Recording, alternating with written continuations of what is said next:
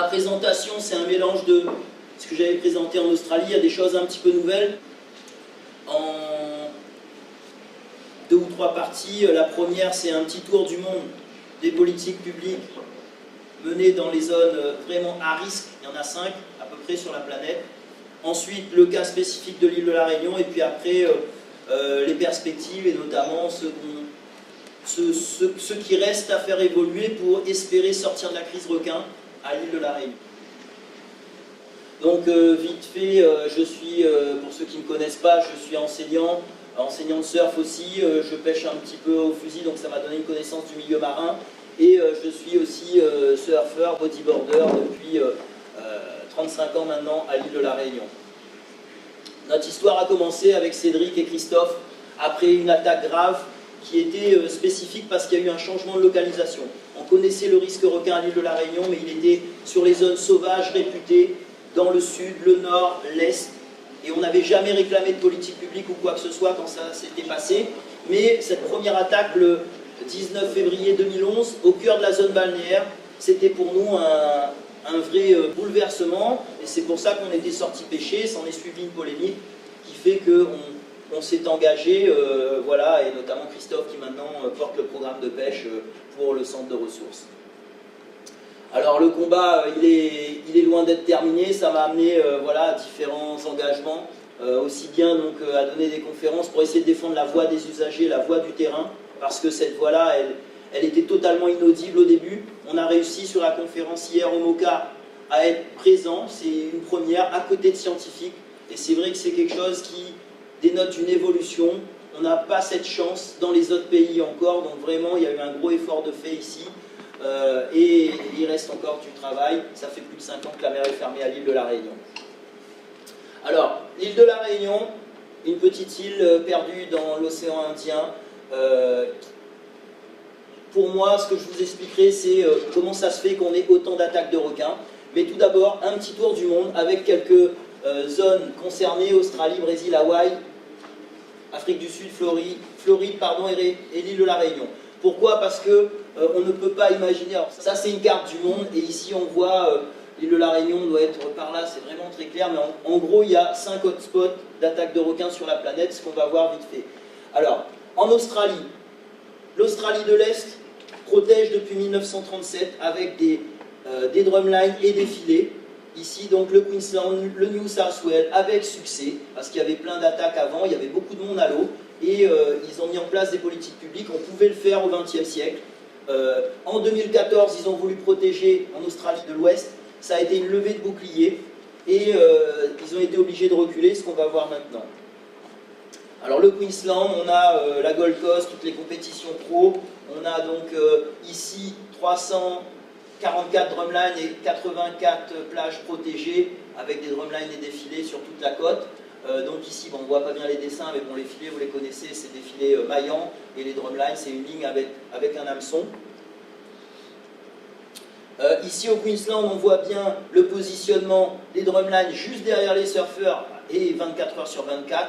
À la Réunion, vous voyez, voilà aussi comment c'est posé ici devant Snappers en Australie de l'Est. Donc pas de problème là-bas avec les histoires d'appâtage telles qu'on peut les entendre ici qui attireraient les requins à la côte. Ça, c'est l'effort de pêche au Queensland sur une période de 10 ans. Vous remarquez que les bull sharks ici, on a un nombre à peu près moyen d'une centaine chaque année. Les tigres, 200 à peu près chaque année. Et chaque année, c'est le même chiffre, et les chiffres d'avant aussi. Donc on peut considérer que ce sont des poissons qui supportent bien l'effort de pêche, contrairement à certaines croyances qui sont véhiculées. Ça, c'est un propos des autorités publiques là-bas, le parc marin de la mer de Corail, qui dit que depuis qu'on a mis en place la politique publique sur les plages protégées, il n'y a pas eu une seule attaque fatale depuis 1962. Alors bien sûr, les plages protégées sont sécurisées, mais ils ont des gros soucis sur les plages qui ne le sont pas. Le New South Wales, pareil, alors tout un littoral protégé, il y a 51 plages protégées. Et on a exactement les mêmes conclusions, c'est-à-dire juste une attaque en 60 ans et aucune attaque fatale dans les 60 dernières années sur les plages protégées. Alors il y a très peu de requins qui sont pêchés, là on voit pas bien les chiffres, mais ces défilés, ils n'utilisent pas de drumline au New South Wales. Et en 2019, comme ils ont des nouvelles plages à protéger comme Ballina, ils vont déployer des smart drumlines, où là cette fois-ci, parce qu'ils ont la pression des écolos, ils capturent, ils taguent et ils relâchent, alors qu'avant, ils tuaient ces requins. Donc ça c'est la zone de Ballina où je suis allé l'année dernière et qui connaît donc un pic d'attaque de requins important. C'est à peu près l'équivalent de ce qu'on vit ici sur la côte ouest. Les gens sont terrorisés, donc ils ont essayé un type de filet, mais ils ont été obligés de les enlever parce que ça passe pas, les écolos n'en veulent pas. Alors juste Dave qui est du... Glenn, qui est du New South Wales, qui a fait un graphe qui est un survivant d'attaque de requins, et qui montre lui aussi une corrélation entre la survenance des attaques au New South Wales et la mise en place des réserves marines, et en montrant un pic aussi, c'est un graphe qu'il a fait, à partir de 1999, depuis qu'il y a eu une protection mise en place sur les requins, dans ce secteur. Alors là, on a le texte qui est apparu ici, mais c'est pas grave, au milieu. Donc comme à La Réunion, on expérimente des choses innovantes, les drones, tout ce qu'on veut, et ils mettent 16 millions d'euros, c'est exactement pareil, hein. Enfin, là, sur cette image, on est à... c'est 16 millions de dollars. Là, c'était la première tranche du programme. Et avec toutes sortes de détections, des barrières en plastique, des applications exactement comme à l'île de La Réunion, parce qu'ils ne peuvent plus déployer de la pêche. La pression est trop forte au XXIe siècle pour déployer de la pêche. Et comme à La Réunion, hein, comme nos filets qui ont coûté 5 millions d'euros et qui sont en ruine, ça part, comment dire, ça s'est dégradé, la barrière, voilà ce qu'il en reste. Les balises de sonar, ça ne fonctionne toujours pas un an ou deux après l'installation. Alors l'Australie de l'Ouest, je vous en ai parlé, Colin Barnett avait essayé en 2014 de mettre en place un programme de pêche avec des drumlines. Vous voyez là-bas, ils ne s'embêtent pas, hein, c'est coup de fusil dans la tête, parce que nous ici on n'a pas le droit d'avoir un fusil sur un bateau, parce qu'il y a eu trop de problèmes avec les marins. Mais là-bas, ils tuent le requin, ils le jettent au large. Nous ici on les brûle pour plusieurs centaines d'euros pièce. Donc il a essayé de déployer ça, mais il y a eu une levée de boucliers, ils n'étaient pas très nombreux, mais bon, 5000 personnes qui sont venues alors vénérer le poisson-dieu, la nature, le requin maintenant, c'est le totem des océans. Donc ça suffit pour faire reculer ce pays où quand même le Premier ministre et les autres sont des surfeurs. Vous imaginez quand même. Donc ils ont reculé, et en plus l'autorité environnementale a décrété que le Grand Blanc risquait d'être menacé par ces drumlines, donc ils ont rejeté le programme. Malgré les avis des scientifiques et malgré le fait que 3 nouvelles attaques mortelles sont survenues sur ces 3 personnes depuis qu'ils ont rejeté le programme. Même les compétitions pro Margaret River en Australie de l'Ouest ont été annulées cette année, ils ne savent pas s'ils vont les refaire. Et ils sont incapables de gérer, ils préfèrent annuler, comme ici. Parce que c'est compliqué d'y toucher, ils ne savent pas quoi faire. Alors là-bas aussi, ils ont essayé une éco-barrière, on voit ce que ça a donné. Comme à La Réunion, ça ne marche pas. Comme à La Réunion aussi, on expérimente des bassins de baignade. Ça, c'est notre bassin jaune de Boucan-Canotte. Et là-bas, c'est leur projet, c'est artificialiser le bord de mer. Juste une petite parenthèse là-dessus, vous savez qu'en ce moment ils sont en train de construire une piscine à vagues dans les Landes et que tous les écolos, tous les élus sont contre ça parce que ça prend des terres agricoles, ça va coûter une fortune et c'est polluant. Et en électricité, je crois que ça prend l'équivalent d'une ville en consommation électrique, sans compter que ce sera payant si ça se trouve 10 € la vague. Vous imaginez, on a des vagues, mais on nous demande quand même d'artificialiser tout ça, c'est ça l'avenir. Et c'est vrai que ça répond à des contraintes économiques. Alors, la seule chose qu'ils vont pouvoir faire, là, ça c'est un article de 2019, fin 2018, mais c'est pareil, ils vont juste pouvoir déployer des smart drumlines avec capture, marquage, et c'est tout. 350 requins ont été marqués depuis qu'ils ont repris les smart drumlines, parce que c'est une invention réunionnaise, ils avaient des drumlines tout simples. Donc ça c'était quand j'étais en Australie, j'ai fait une présentation là-bas à Ballina avec nos amis australiens. Récif, la région de Nefi, je vais être assez bref parce qu'il en parlera, mais donc Récif, c'est surtout cette zone ici, le Pernambuco, c'est quasiment là qu'il y a des attaques. Une zone où il y a une forte urbanisation, il n'y a pas un traitement d'eau usée, donc il y a une très forte turbidité de l'eau. 20 ans, 24 ans d'études scientifiques, 24 ans de fermeture de l'océan là-bas. Ça, ici on voit, c'est Nefi avec Burgess, avec Jeremy Cliff, ça c'est dans les années 90. chaque année, enfin tous les 4 ans, il y a un workshop international, rien ne bouge. Et là-bas, bon, bah, c'est tout simplement scandaleux. J'y suis allé aussi. C'est fermé. Et les surfeurs locaux, ils rentrent à 5 h du mat pour prendre 2 ou 3 vagues avant que les gendarmes, enfin que la police arrive. Enfin bon, une situation qu'on connaît ici aussi. C'est le seul endroit, avant la Réunion, qui se battait pour un accès à l'océan. Donc il y a eu, voilà, c'est des gens que j'ai rencontrés. Vous voyez, ils ont des mots assez durs, hein, ils traitent les gens d'assassins, etc. Et la pratique du surf prohibée depuis ce journal qui date, là on ne voit pas bien, mais de 1995. Après il y a eu l'île de la Réunion, un petit peu en Australie, mais ça reste très léger. Donc ça c'était quand j'étais en Australie, avec la famille de Midbruna, les filles, et puis Enyo qui nous a quittés depuis, et la famille ici. Et l'attaque sur Bruna, ils n'ont pas pu la cacher parce qu'elle a eu lieu en direct. Donc là-dessus, ça a fait un scandale. La famille est venue parce que c'était une famille un peu plus riche que les autres. Souvent, c'est des familles pauvres, donc ils camouflent ça en noyade. Alors celle-là, ils n'ont pas pu la cacher non plus. Oui, pardon, il y a des images qui sont un petit peu plus violentes, je vous préviens quand même. Mais bon, celle-là, ils n'ont pas pu la cacher. Elle a eu lieu en juin 2018 parce qu'elle a été filmée. Ces trois-là n'apparaissent pas, pardon. Ces trois-là n'apparaissent pas dans les statistiques.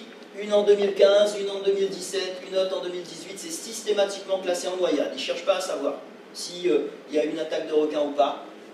Donc il y a une démarche aussi des filles d'être candidates, tout comme Bruno et Hector, pour essayer de défendre l'accès à l'océan. Eux aussi là-bas ils font des dégustations de poissons avec un t-shirt OPR et ils essayent de se mobiliser, mais c'est très très dur, ils ne sont pas structurés. Je les ai invités à faire des actions environnementales parce que c'est extrêmement sale.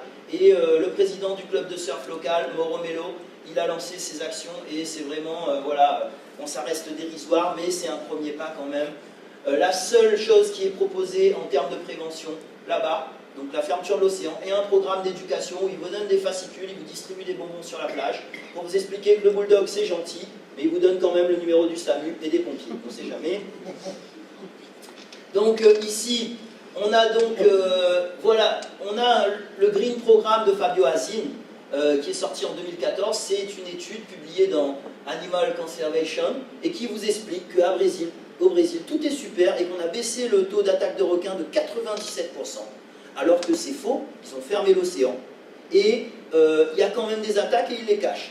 Donc, si vous voulez, c'est un peu malhonnête de dire qu'on a baissé de toute façon le pourcentage d'attaques par l'interdiction.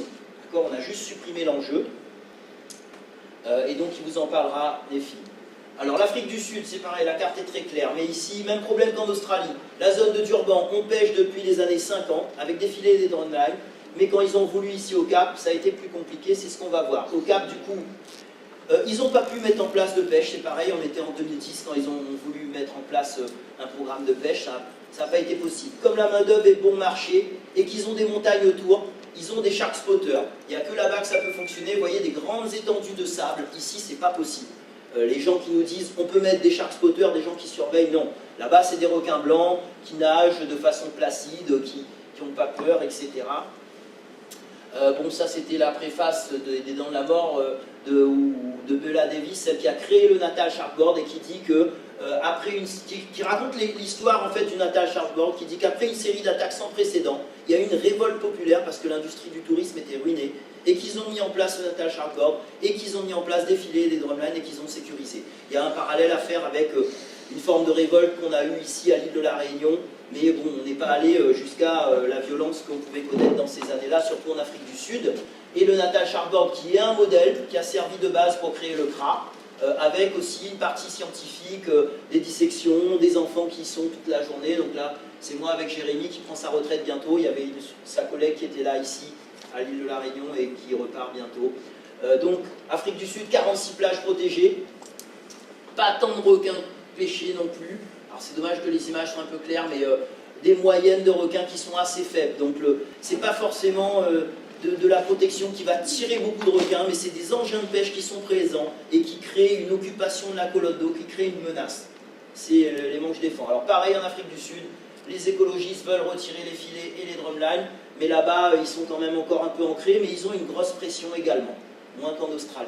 Ça c'est l'étude de Jérémy, enfin c'est les données de Jérémy Cliff qui vous explique que, heureusement que je l'ai écrit en dessous, there has been no serious attack on Durban's protected beaches since 1952. Donc pas d'attaque grave depuis la protection des plages de Durban, qui s'est fait en 2 étapes, hein, d'abord dans les années 50 et après ils ont élargi partout. Hawaï, on nous cite souvent l'exemple d'Hawaï. Hawaï, les réserves marines, 99,3 c'est sur les îles désertes. Ici à l'île de la Réunion c'est 100% sur la zone balnéaire. Et on nous prend comme modèle Hawaï, etc. Bon, Hawaï, on va voir, il n'y a pas de bulldog. Hawaï, quand ils avaient des problèmes, ce sont les surfeurs eux-mêmes qui étaient allés pêcher en 1992 et qui ont sorti des requins-tigres qu'ils achevaient au 22 long rifle. Et voici les statistiques officielles d'Hawaï, du gouvernement. Il y a eu 1, 2, 3, 4, 5, 6 morts depuis 1980. Vous imaginez, si on avait eu 6 morts depuis 1980, je ne serais pas là devant vous, on n'aurait pas besoin de tout ce battage sur les attaques de requins. Il n'y a pas de bulldog à Hawaï, il y a beaucoup d'attaques, c'est régulier, mais avec que du requin-tigre. Que du requin-tigre. Alors, ça, pour vous montrer, alors ça c'est un réunionnais, hein, c'est réunionnais en baie de Saint-Paul avec du requin-tigre. Je montre pour voir que le requin-tigre peut être dangereux. Il a perdu 2 bras et une jambe en 5 minutes. Mais c'est que du requin-tigre là-bas. Et les données d'Hawaï montrent qu'avec 90% de requin-tigre, on n'a quasiment pas de morts. Vous les voyez, les données, on a des blessés, mais on n'a pas de morts. Donc c'est peut-être un requin qui est moins déterminé que le bulldog, c'est la théorie que je défends, d'après les données d'Hawaï.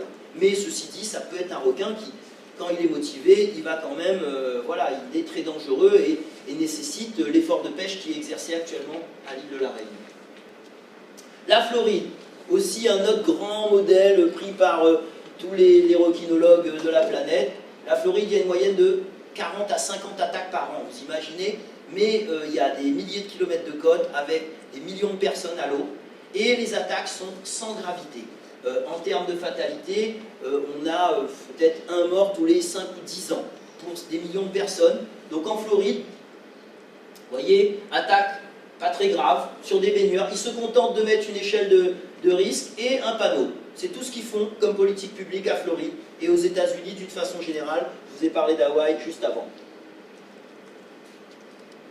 La Floride, grand pays des requins, il y a des grandes migrations de requins sur la côte, grand pays de pêcheurs, beaucoup d'Américains viennent nous faire la morale à l'île de la Réunion, mais ils ne sont pas gênés et ils ne s'attaquent pas à tous les Floridiens et tous les Américains qui pêchent de façon récréative. C'est même les champions du monde des concours de pêche aux requins en Floride, mais c'est ici à l'île de la Réunion qu'on est les plus méchants de la planète pour les Américains notamment. Alors la comparaison de ces 4, c'est une étude que j'avais fait, enfin une étude, je ne suis pas scientifique, je ne suis pas biologiste, mais c'est quelque chose que j'ai fait à partir de ces données-là qui sont disponibles pour tous et qui ne sont pas contestées puisque ça correspond aux informations disponibles. On voit vite fait qu'à l'île de la Réunion, on a là, comment dire, 90% d'attaques avec des bulldogs. À Hawaï, tout le rouge c'est du tigre. Floride, c'est multi-requin. Et Brésil, c'est bulldog.